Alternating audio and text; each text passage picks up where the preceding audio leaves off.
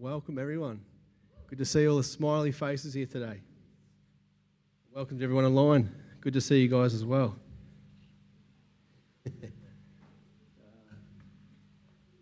Happy are those who hear the joyful call to worship, for they will walk in the light of your presence, Lord. They rejoice all day long in your wonderful reputation. They exalt you. They exalt in your righteousness. You are their glorious strength. It pleases you to make us strong. That's Psalm 89, 15 to 17. Well, we're going to stand and sing praises to the King. So let's go.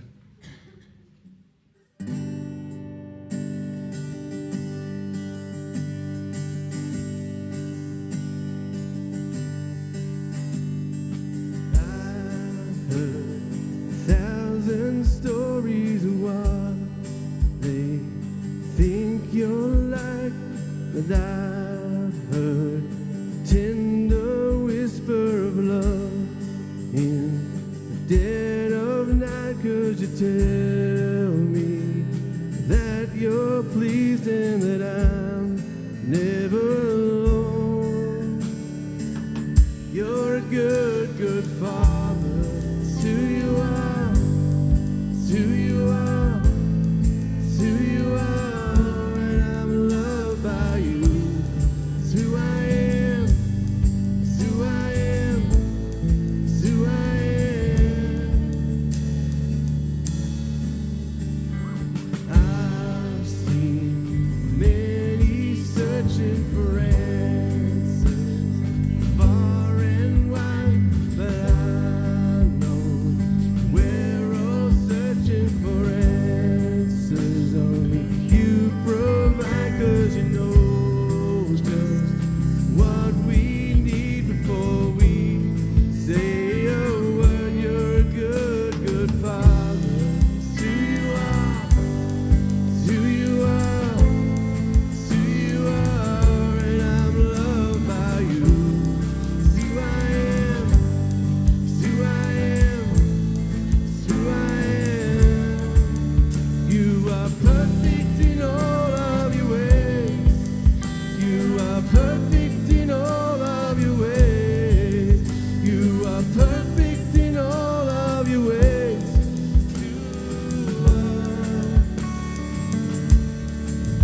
You are perfect in all of your ways.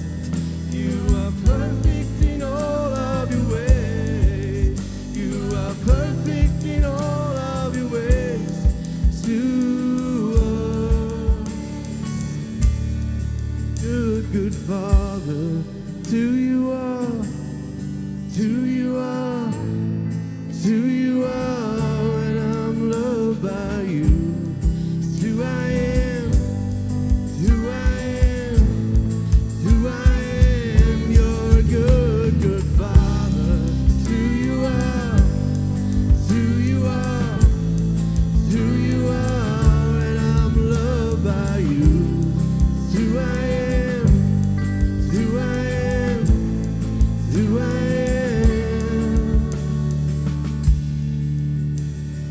Love so undeniable, I can hardly speak. Peace so unexplainable, I can hardly think as you call me. Deeper still as you call me. Deeper still as you call me. Deeper still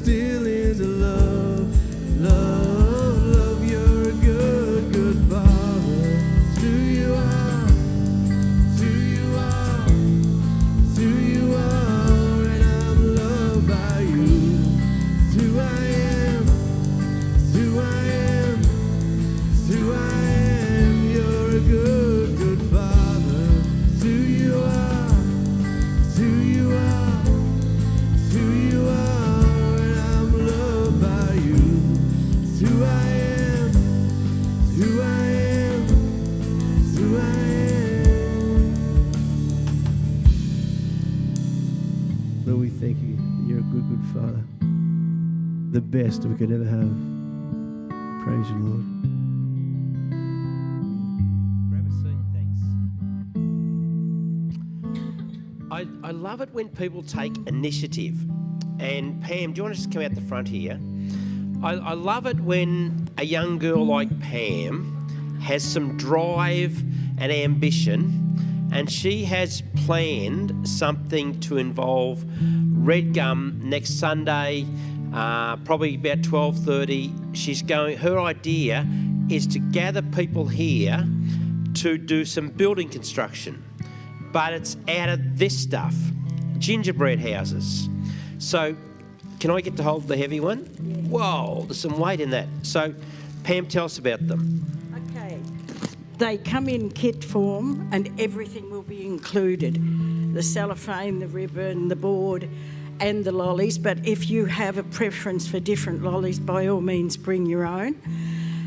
Come next Sunday after church, bring a sandwich to have and share, and then we'll get stuck into it. I'll be wandering around helping with a little bit of engineering. Come and enjoy. The prices, sorry, I'll keep the microphone a bit closer to my mouth.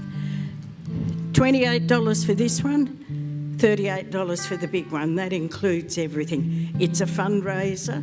We might get a ceiling out of it. You never know. Do you know what? We did one of these things in Open House Church in Sydney where about 50 people came and made them, and they had so much fun making them. And it's, you eat half the lollies before you stick them onto the house, don't you? You've got to test everything first. You do. So it's a lot of fun. So that's next Sunday. So there you go. And back to you guys. I love it with the full band up there. Looks fantastic.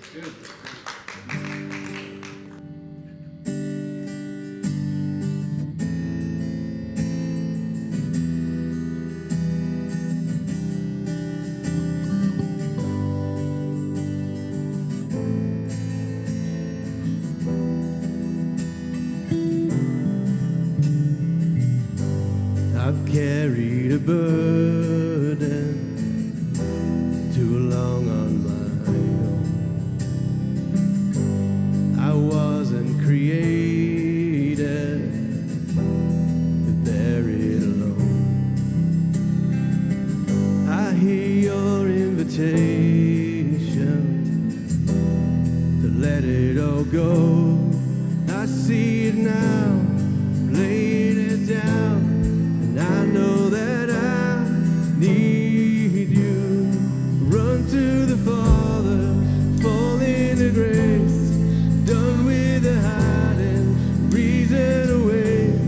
My heart needs a surgeon, soul needs a friend. So I run to the Father again and again and again and again.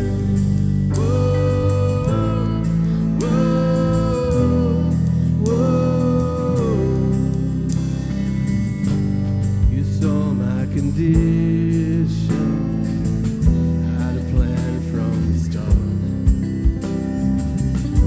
Your son for redemption, the price for my heart.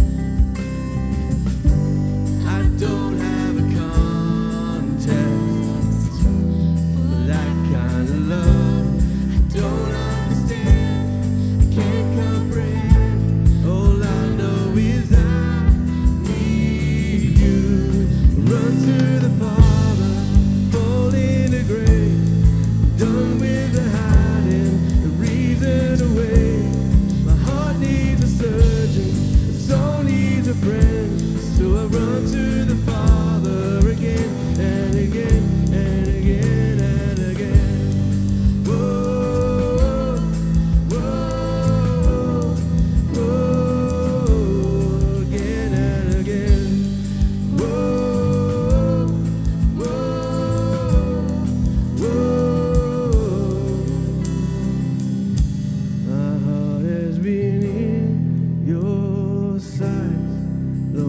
For my first breath, running into your arms is running to life from there.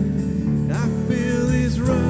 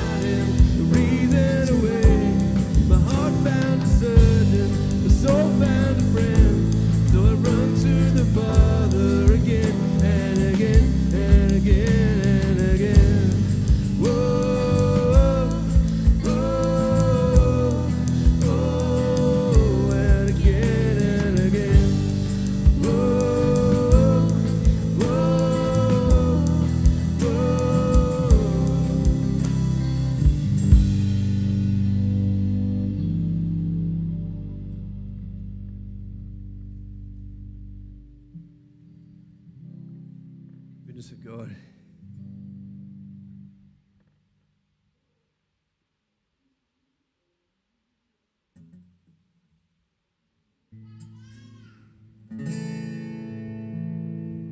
I love you, Lord.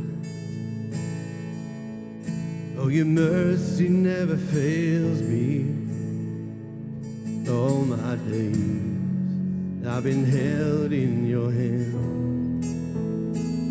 From the moment that I wake up till I lay my head, I will sing of the goodness of God.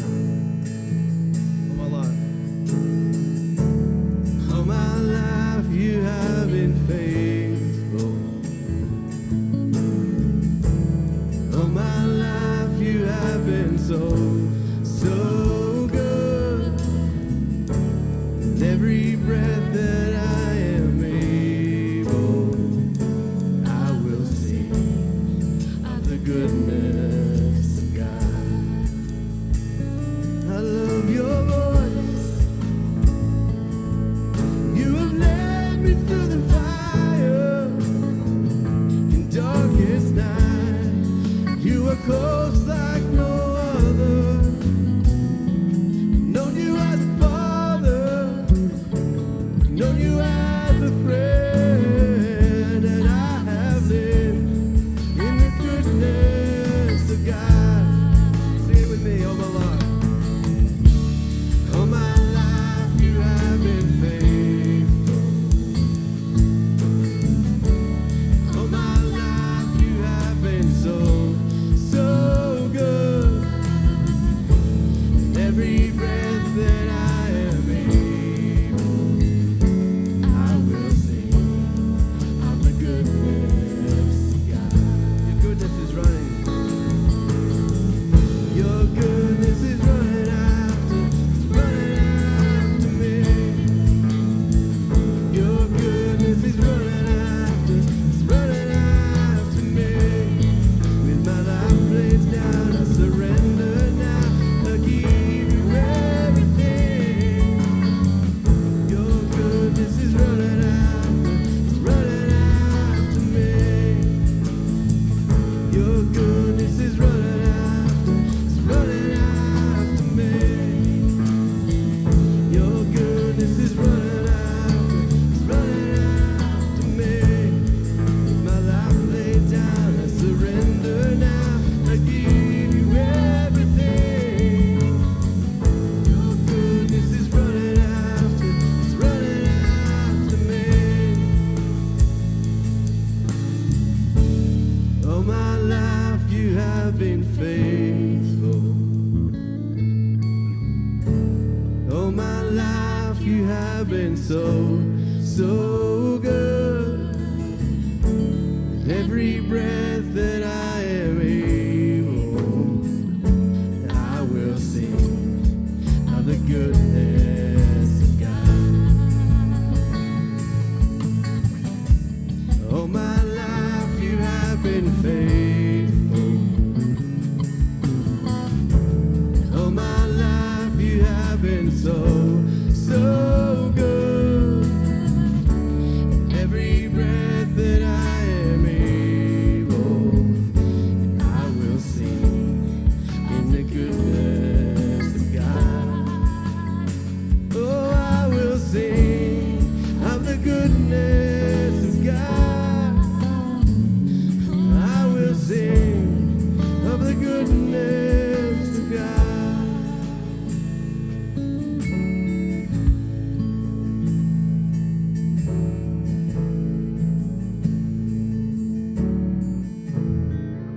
Lord, you're so faithful. Doesn't matter what we've gone through, what we're going through, you're faithful. We can run for 100 miles in the opposite direction to you, but it's one step back.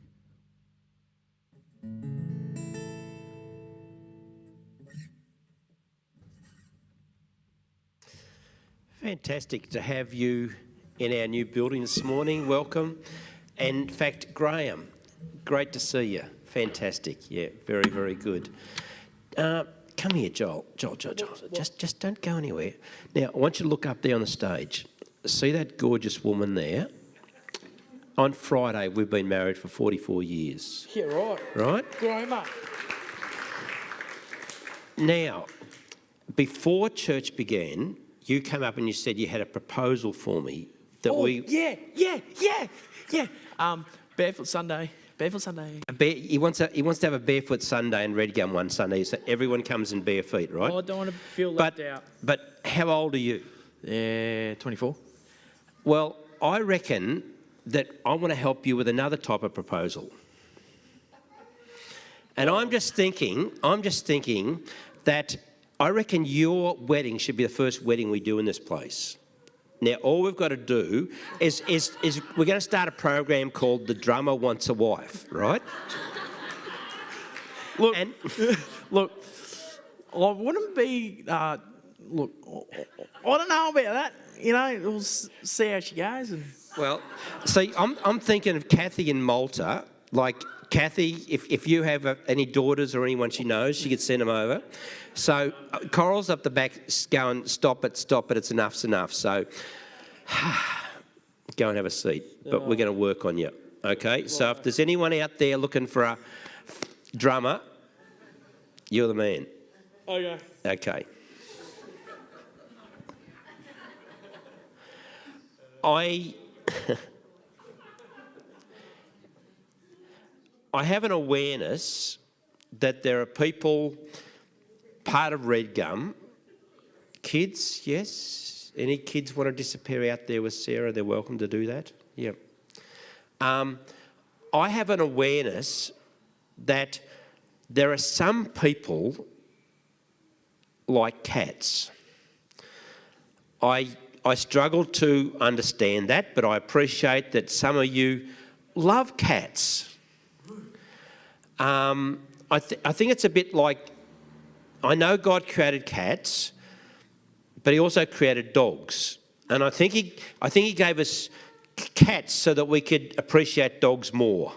It's a little bit like, I think God gave us mosquitoes so that in Australia we appreciated flies a little bit better. We didn't mind the flies because mosquitoes were worse. So I want to read something. It's tiny writing. It's how to wash a cat. Put both lids of the toilet up and add 1/4 cup of pet shampoo to the water in the bowl. Pick up the cat and soothe him while you carry him towards the bathroom. In one smooth movement, put the cat in the toilet and close the lid. You may have to stand on the lid. At this point, the cat will self-agitate and make ample suds. Never mind the noise that comes from this toilet. The cat is actually enjoying this. I didn't write this. Flush the toilet 3 or 4 times. This provides a power wash and rinse. Have someone open the door of your home. Be sure that there are no people between the bathroom and the front door. Stand well back behind the toilet as far as you can and quickly lift the lid. The cat will rocket out of the toilet, streak across the bathroom, run outside where he will dry himself off.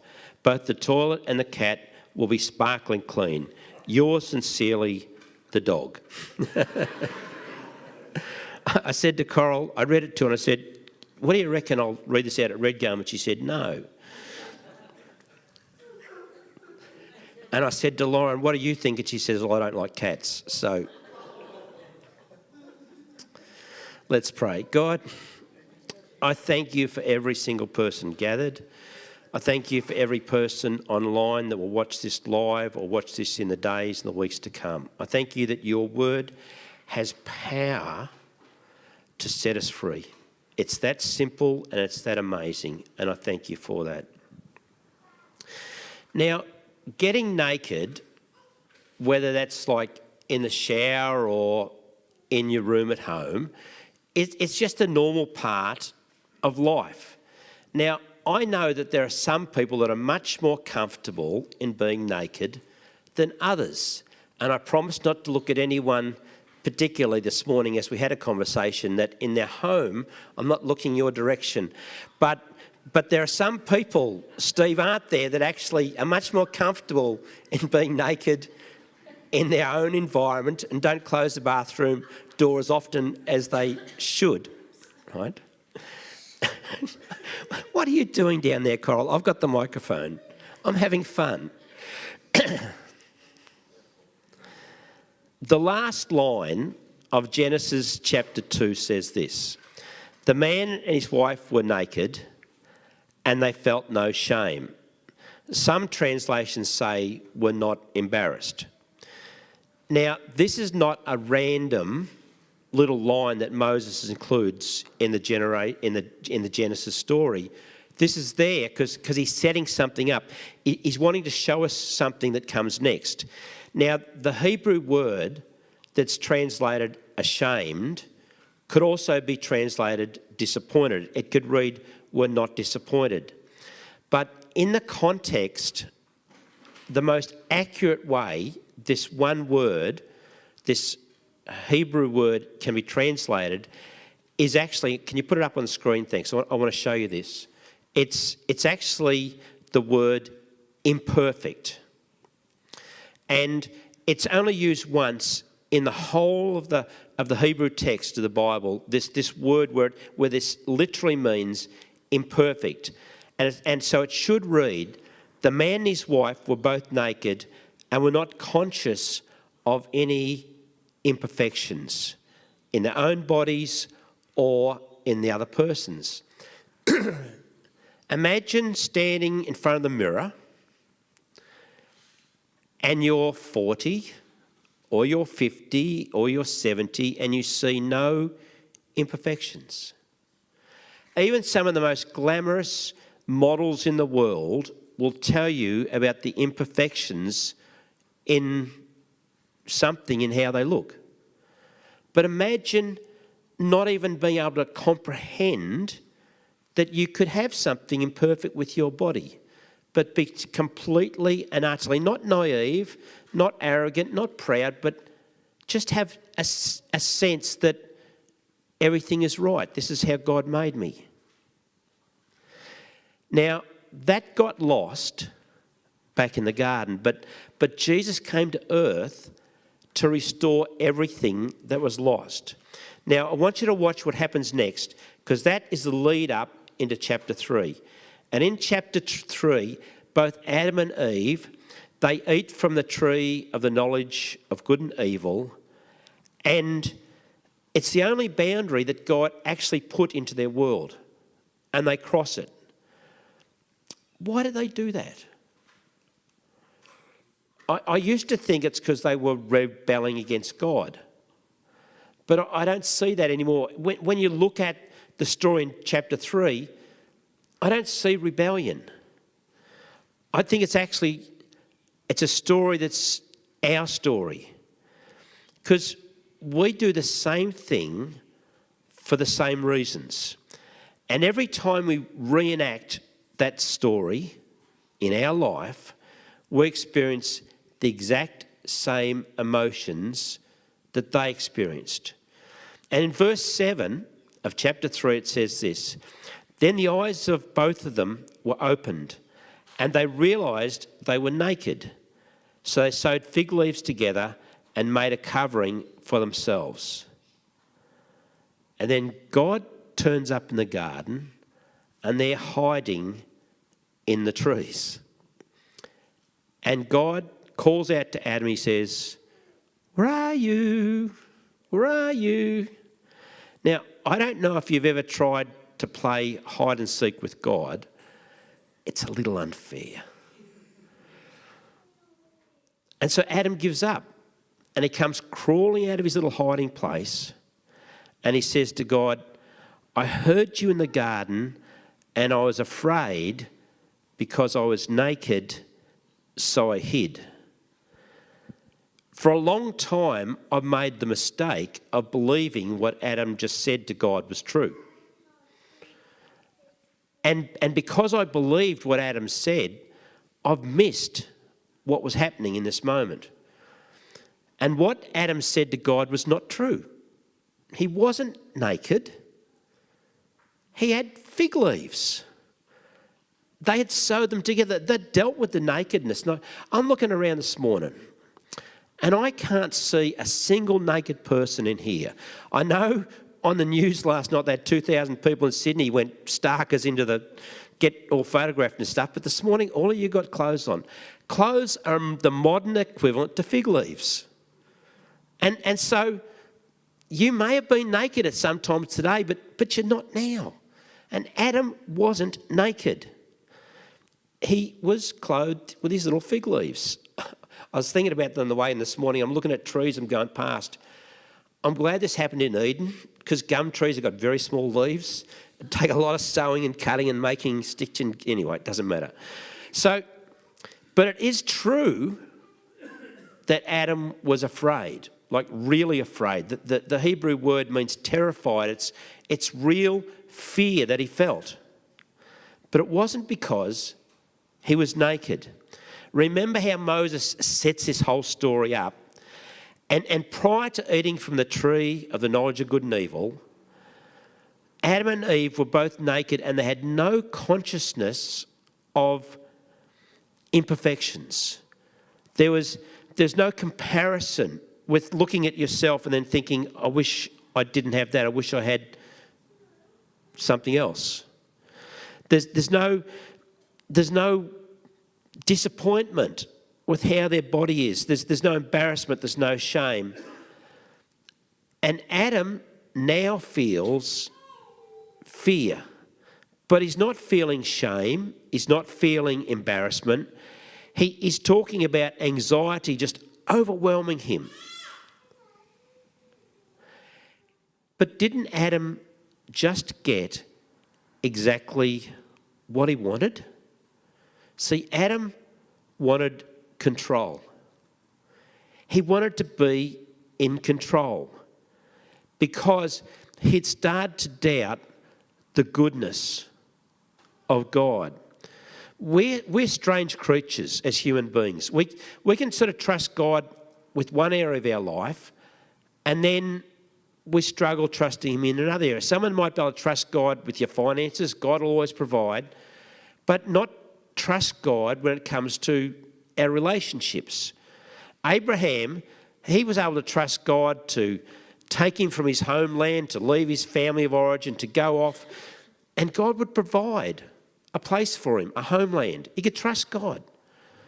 But when God promised him a son, and in the time frame Abraham was waiting, expecting, didn't happen, Abraham took control and he made an Ishmael when God had an Isaac for him.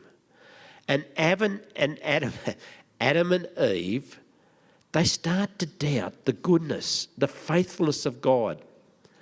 And when that happens, we lose our peace.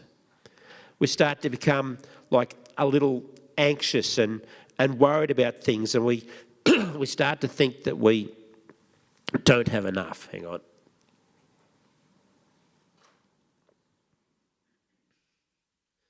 We start to worry with what if our kids mess up?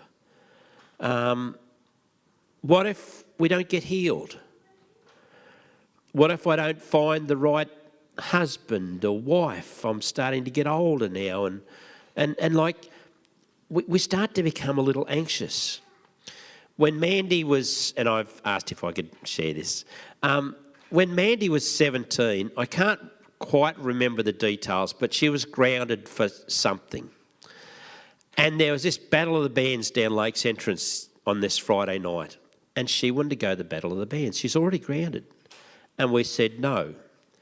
So after school, she got on the bus that went to Lakes and stayed with friends and went to the Battle of the Bands.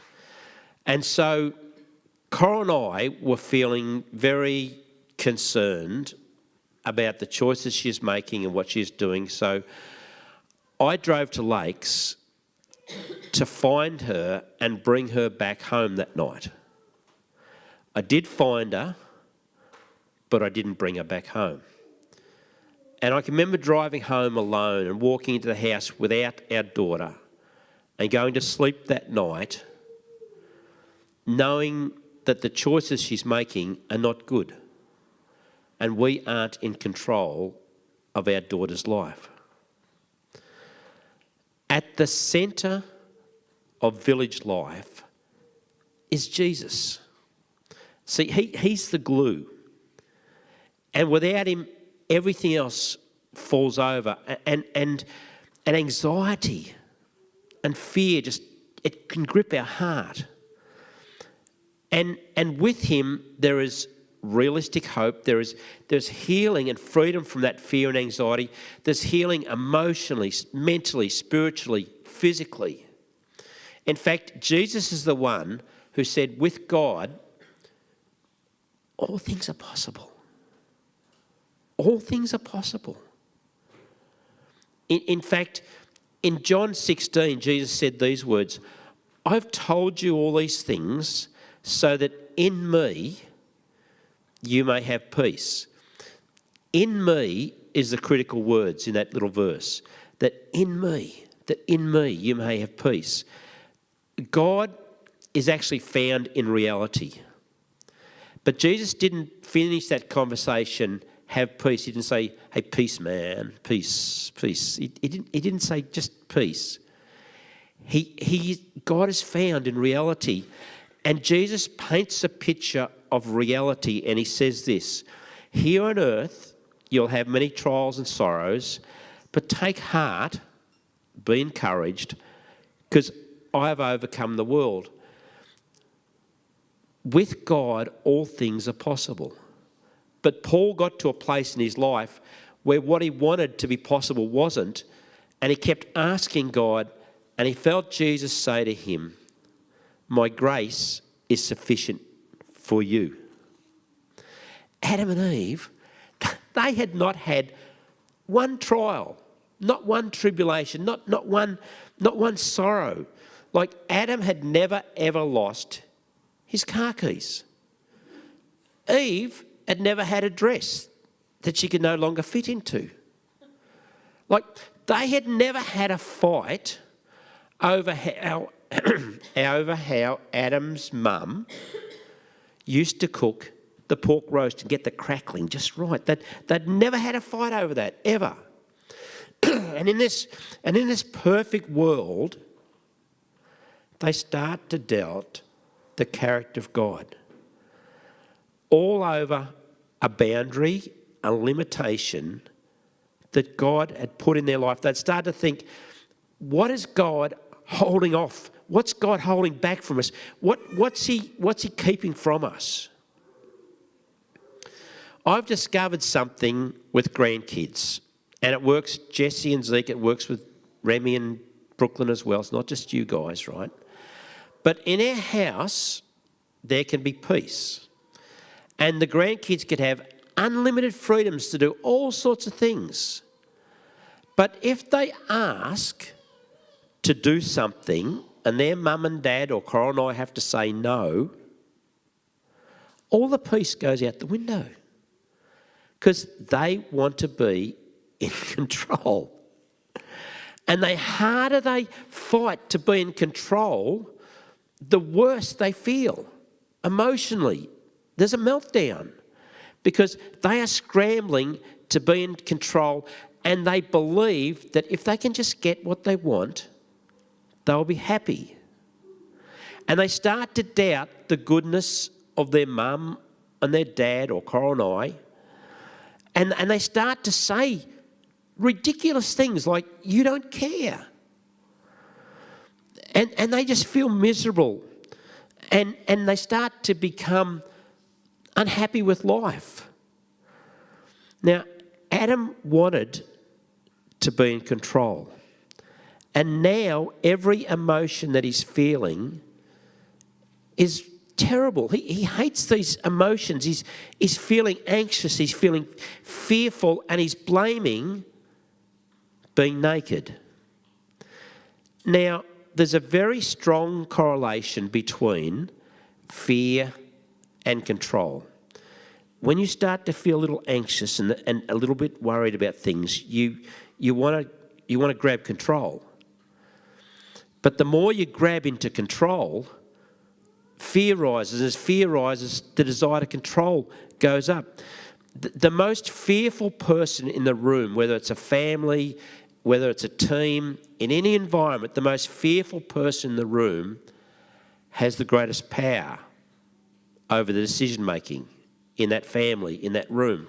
Because the people that want peace will give in for the sake of peace, because that person is scrambling the most for control. Our little granddaughter Remy is only about 3, and occasionally she likes to play hide and seek.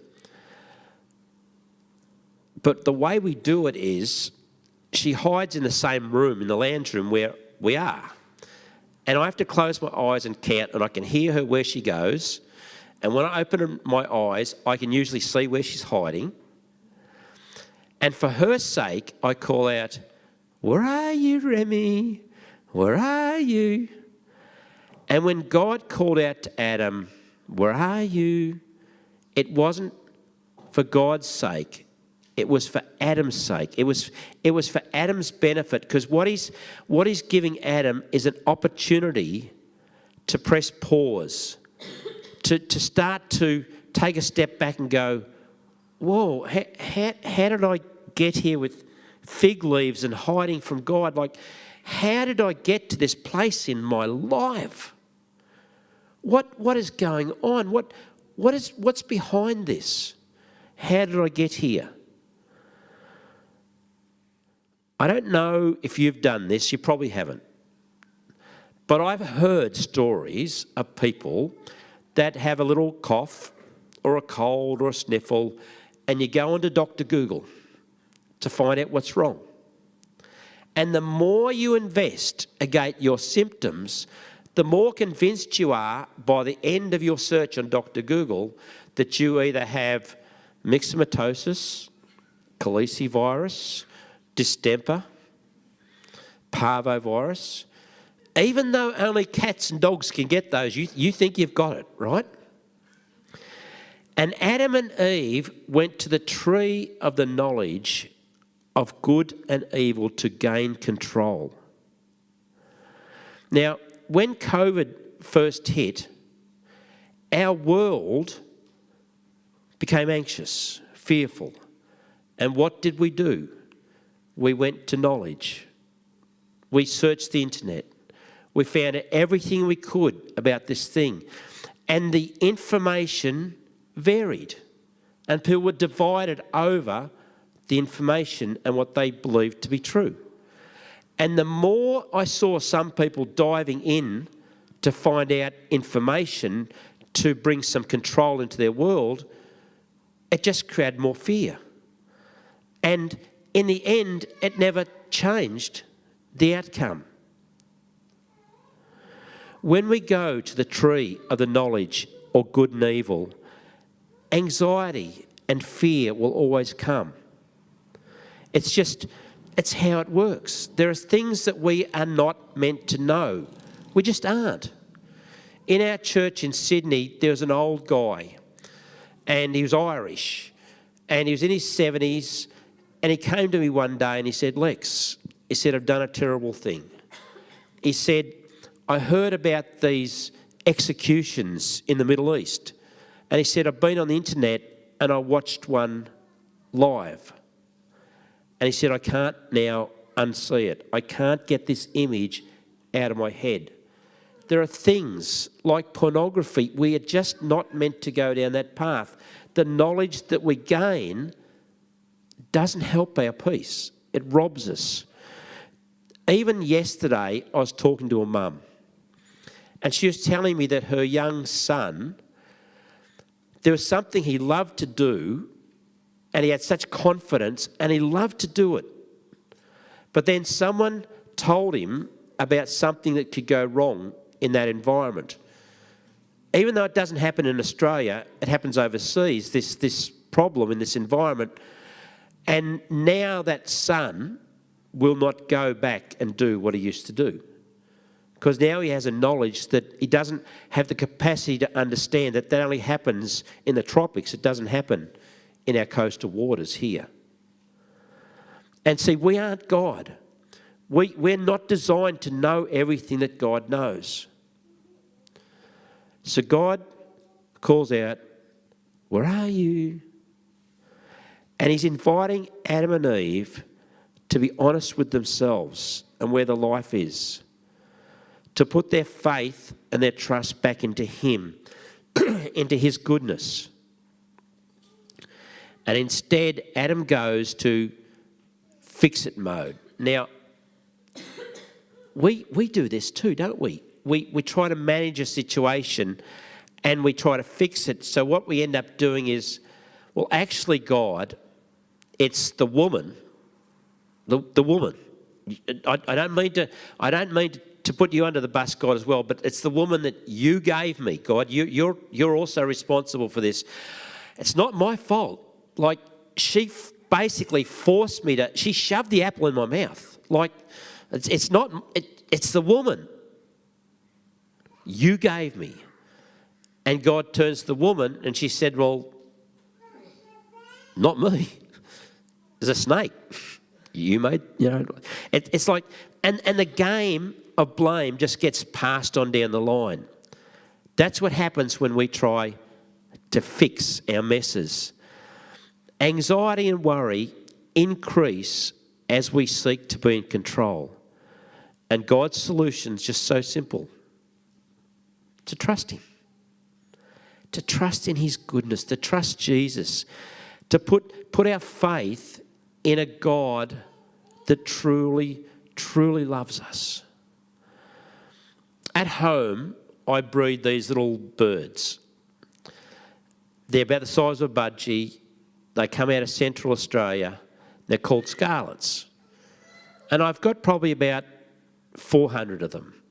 And we've built this bird aviary that's about 60 metres long and it's all enclosed. And I know if one bird is a little bit off, not quite right, I've built an environment for them. I'm breeding them. I've got a hand in creating them. And so I'm invested in them, and I know when everything is not quite right with one bird. Just walking through, I'll see it. I'm a flawed human being with very poor capacity to care for much. God put this world together for us, and don't think just because there's a lot of us on planet Earth that he doesn't notice you, that he doesn't care about your individual needs. He does. Where are you? It can be so hard to be honest with ourselves sometimes, can't it? And God is found in reality. And our desire to control can be so subtle. It can seem noble because we try to do a little deal with God. But it's really because we're trying to be in control. Over the years, I've had people say to me, I actually don't need God. I just try to be a good person. See, that's be good, get good. It's trying to be in control. And our world doesn't work that way. When Jesus was with the disciples and they saw a blind man, the boys said to Jesus, is that because he messed up or his parents sinned? And Jesus says, it's not A or B. You cannot control disease in this world. You can't give it a cause and effect. You can't control. In fact, there's so little in our world that we can control. In your life, what you can control is so tiny compared to all the things that are going on.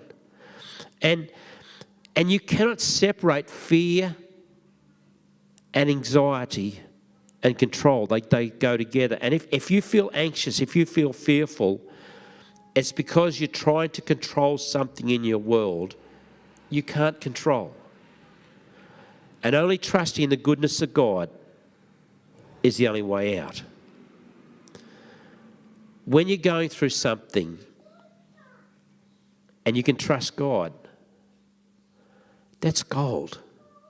Because even if what you're going through doesn't change, you can hear like Paul heard, my grace is sufficient for you.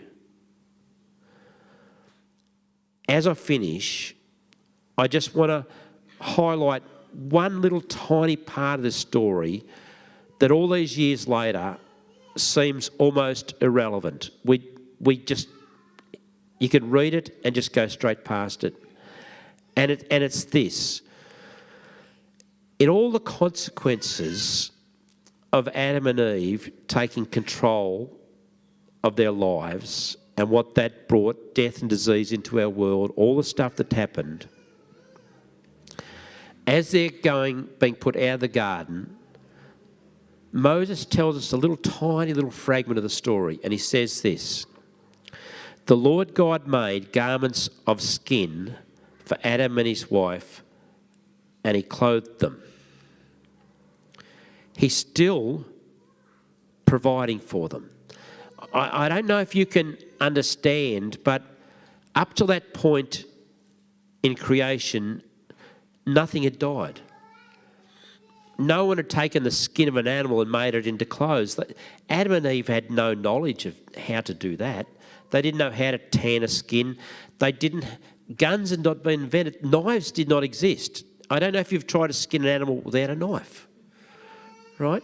They had no preparation for the world that they were going into, but God provided a covering for them. All these years later, Jesus died to provide a covering for us when we reenact the same thing. See, God's care, his faithfulness doesn't change when we're trying to be in control. His faithfulness and goodness to us is still there. And I want to get the band up. And this song, I've especially asked them to lead. I want us to have a time of response this morning. Wherever you are in your life, in the honesty of your heart, if you know that there are things that you get anxious about and concerned about and worried about, it's always because we're not trusting God. And I don't say that as a criticism, it's a reality. God is found in reality. And this morning, as we sing this song, I want to pray for people, or I want you just to come and stand and say to God, I'm going to trust you. I'm going to trust you. Because he's in the room and he's saying, where are you? Where are you? Come out of your hiding and in honesty, just say, God, I want to trust you more. So thanks, guys. Just lead us in the song.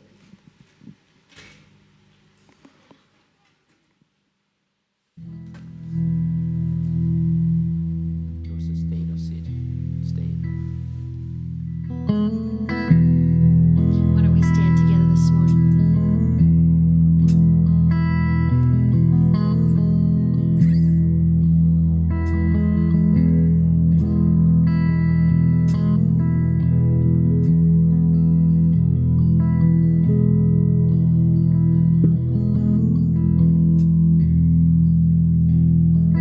I just want to speak the name of Jesus over every heart and every mind. 'Cause I know there's a peace in your presence. I speak Jesus.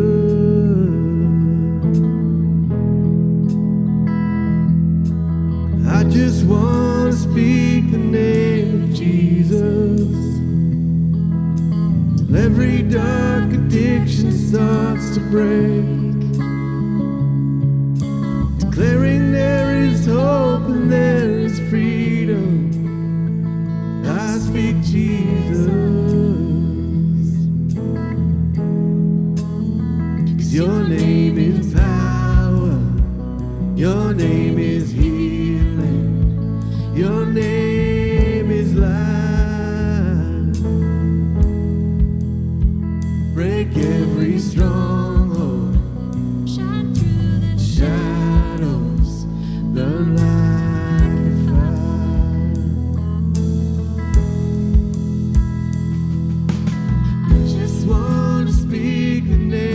Jesus over fear and all anxiety. To every soul held captive there is person. I speak Jesus.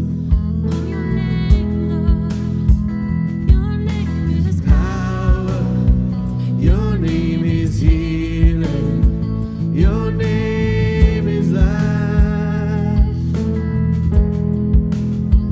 Break every stronghold. Shine through the shadows. Burn like a fire. We sing your name, God. Your name Is power. Your name is healing. Your name is life. Break every stronghold. Shine through the shadows. Burn like a fire. gonna shout your name, God. Shout Jesus from the mountains, Jesus in the streets, Jesus in the darkness over every enemy, Jesus for my family. I speak the holy name of Jesus. Oh, we shout your name. Shout Jesus From the mountains, Jesus in the street, Jesus in the darkness over every enemy, Jesus for my family. I speak the holy name of Jesus. It's your name. Your name is power. Your name is healing. Your name is life. Break every stronghold. Shine through the shadows. Burn like a fire. Oh, your name, Lord. 'Cause Your name is power. Your name is healing. Your name is life. Break every stronghold. shine through the shadows. Burn like a fire. I just wanna speak the name of Jesus over every heart and every mind. 'Cause I know there is peace within your presence. I speak Jesus. We speak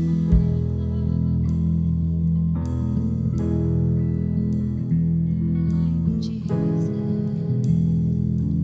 I know there's more people that would like prayer this morning, so we're just going to sing that a little bit more. If you want to go get a tea, coffee, whatever, but we're just going to spend a bit of time praying for people here, and I'm going to get you guys just keep singing that song for a bit. Sing, Yeah. shout. So just come forward if you'd like prayer.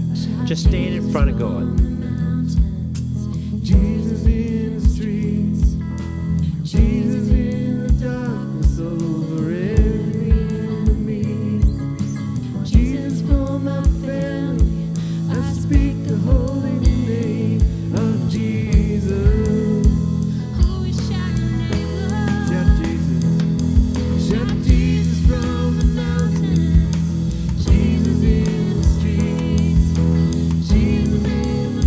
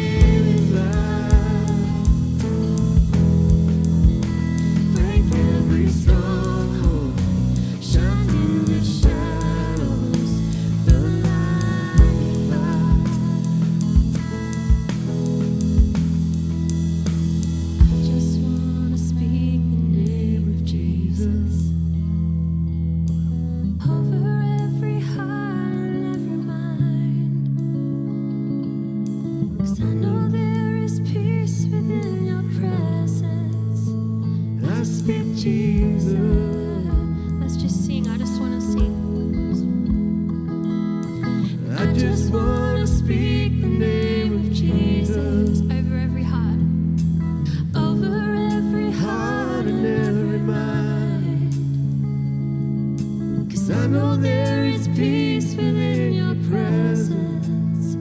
I speak Jesus.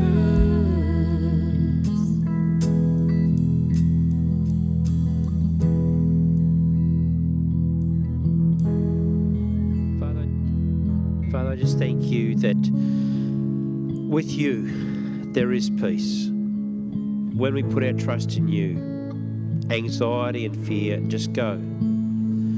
And for what we cannot change, your grace is sufficient. I thank you. It's so simple. It's not complicated. Thank you, Jesus. We'll catch us next week. And it's so good to have had you this morning, and gingerbread making next week. Wow.